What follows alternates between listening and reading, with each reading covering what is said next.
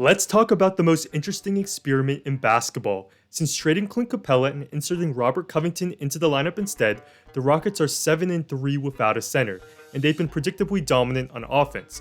With the improved spacing in the 10 games since the trades, the Rockets have scored 117 points per 100 possessions, which ranks third in the NBA during that time period. While before they were scoring 113 points per 100 possessions, which then still ranked an excellent fourth. But today we're talking about their defense, which statistically has remained almost exactly the same since the trade, which is better than most people expected. They've given up 109 points per 100 possessions with Covington on the team, which is around the NBA average. So my name is Daniel, and today let's dive into their defense and the key pros and cons of playing no center. Let's start with their perimeter defense, which is their biggest strength. They switch pretty much everything, and that can stall good offenses and take them out of their rhythm. Here, Utah can't gain any traction versus the switching, and it's a defensive stop when their pick and roll game doesn't work. This works due to their personnel, as now their center is Tucker, who can switch on to quick guards like Kemba and have it not be a mismatch. The switching also plays to the strengths of their guards. Take Westbrook. Off ball he has his problems, but the switching allows him to be a weapon on ball where he can't be attacked. Eric Gordon is another guy who thrives in these one-on-one situations, and here he locks up Hayward. Now Harden is the main defender teams have tried to attack, and here we see why as Ingles blows by him. But his issue is effort, which means when he does dig in, he can stay in front of players quite well. Here, the surging Tatum attacks him, and you can see how ugly an offensive possession can get when Harden locks in and keeps the ball in front of him. I bet he's up for these challenges in the playoffs. Now, I found this interesting. Since the trade, the Rockets can credit much of their success to the fact that teams are only shooting 34% from 3 against them, which ranks 4th in the league. Now, some people may say this is luck, but when you look at the numbers before the trade and the last 3 years, and the Rockets have consistently held opposing teams to very low 3-point percentages. There could be a dozen reasons for this, but I would guess it has something to do with the fact that they like to switch a lot, and switching well can force tough, off-the-dribble threes out of ISOs. Now, they're switching as much as ever, and they're definitely forcing difficult threes. Next, let's talk about their post defense, which has been framed as a potential problem, but so far that hasn't been the case. The eye test says they're handling post brutes pretty well, and matched up against Cantor, Tucker stonewalls him here. Here's the numbers. In the 10 games since acquiring Covington, the Rockets have allowed 96 points off of post-ups, including passes off of post-ups, good for 0.89 points per play. This would give them the 11th ranked post defense over a full season, which is impressive for such a physically short unit. But this really shouldn't be a surprise. The Rockets have 3 guys in particular built like bricks in Gordon, Harden, and Tucker. This is nothing new, but they have allowed Houston in the past to switch and shut down post players with physical power. What is new this season is they have Westbrook, and when they traded for him, one of my first thoughts was how this makes them even more switchable. He's a big, strong point guard, and here fronting Davis, he doesn't look out of place.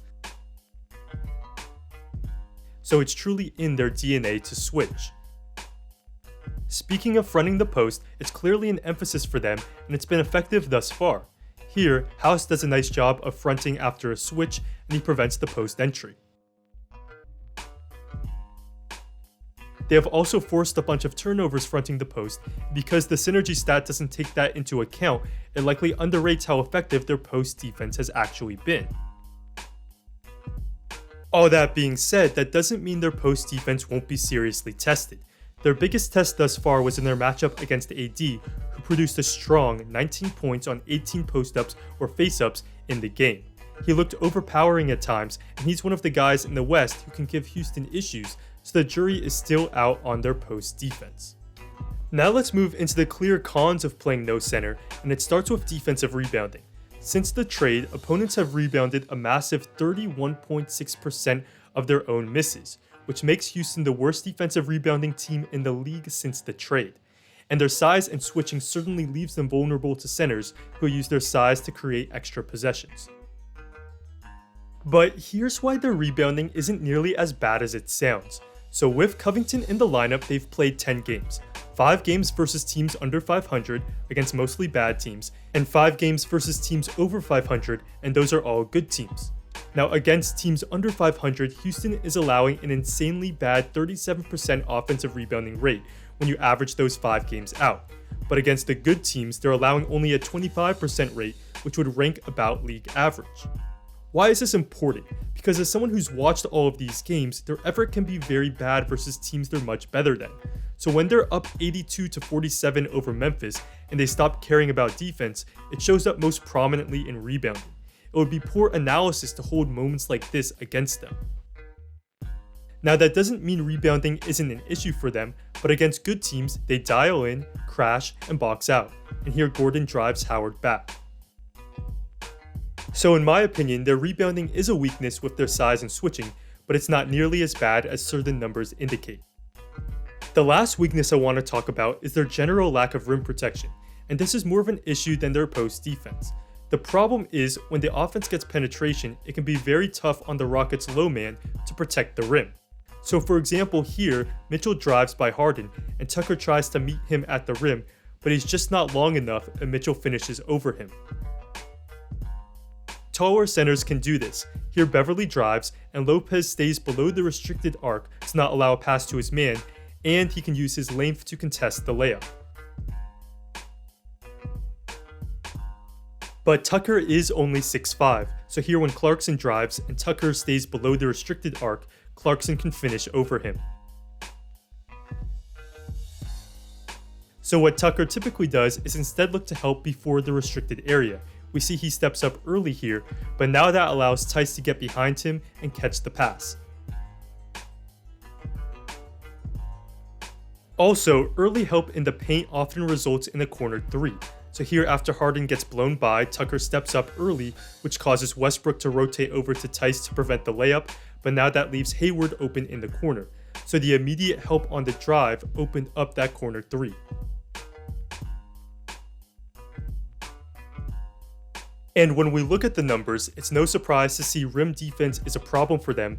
Since the trades, they are 24th in the NBA at preventing the number of shots taken at the rim, and they are ranked 18th in terms of forcing misses once opponents get there.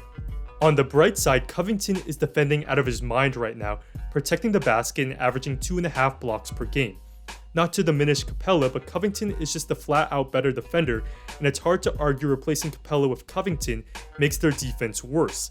Yes, Capella is a center and Covington is not, but Capella is only 3 inches taller, and Covington has proven he can protect the rim some while adding more value everywhere else on both ends of the floor. Now, even with their small team, there are a few ways to improve their rim protection, and one way is to amp up their gap defense. Here's a good example of what good gap defense is. With the ball on top, Covington is helping in the gap with his inside foot at the elbow, and this prevents Hayward from driving left and he has to dribble away.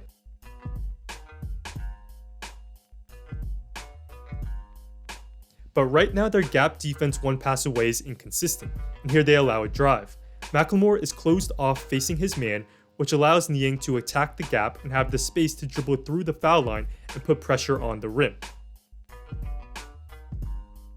So hopefully this makes sense. If Bogdanovic gets downhill here, it's likely another shot at the rim against Houston, but the gap defender can essentially protect the rim by being active and disrupting the drive. Houston is already forcing a bunch of turnovers, and they can force even more this way, and also more consistency with it can take their perimeter defense to another level. Here, notice how McLemore does provide good gap help, Rivers defends Tatum well, and the combination of both is tough to deal with. Well, there you have it guys. Their offense is better with small ball, and from what I've seen, their defense is at least as good as before. They're small and that hurts in certain areas, but they play to their strengths and Covington was a great addition. Thanks for watching, and see you next time.